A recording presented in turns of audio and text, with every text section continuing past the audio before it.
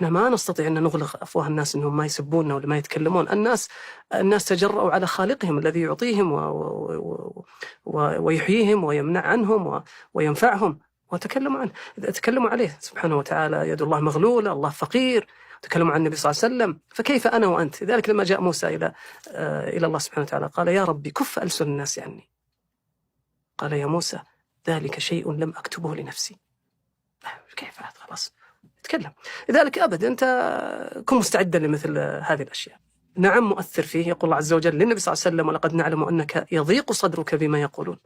نعم يؤثر فيه، ولا ما في كلام، يؤثر فيه لجبلة الإنسان، قادر على أنه يغلق ليس أفواه الناس، لأنه ما يقدر يغلق أفواه الناس، لكنه قادر على أنه يغلق آذانا عن الاستماع لأمثال هؤلاء. سبحان الله العظيم، إذا أحد تنمر عليك ولا أحد تكلم عليك ولا أحد ما يعني تتوقع أنه سيؤذيك وكذا، اعلم أن هذا المشهد مثل مشهد الكاميرا الخفية.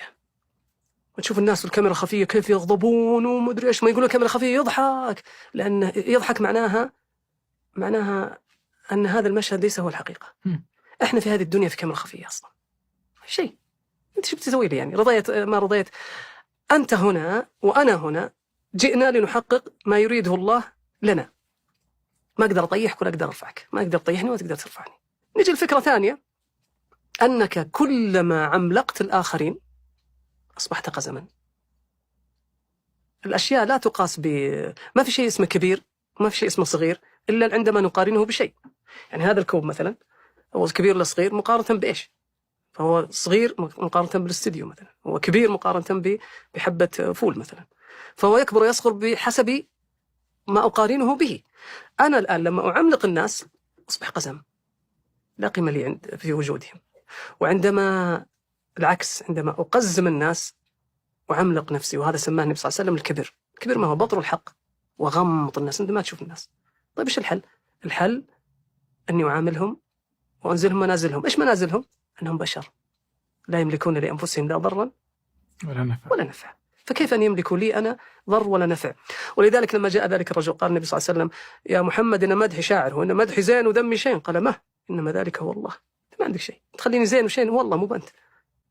إذا دخلت بهذه العقلية لا، مختلف الوضع، مختلف. أنا أنزلك منزلتك. ذاك لما دخل الأوزاعي وقد أمر به الأمير، يقول فلبست أكفاني، بس أكفاني خلاص بموت. يقول فلما دخلت احتشم الناس بملابسهم عشان الدم، خلاص ميت. يقول لكنه أكرمني وكذا، وطلعت وقالوا له يسألوه، قالوا يا إمام ماذا فعلت؟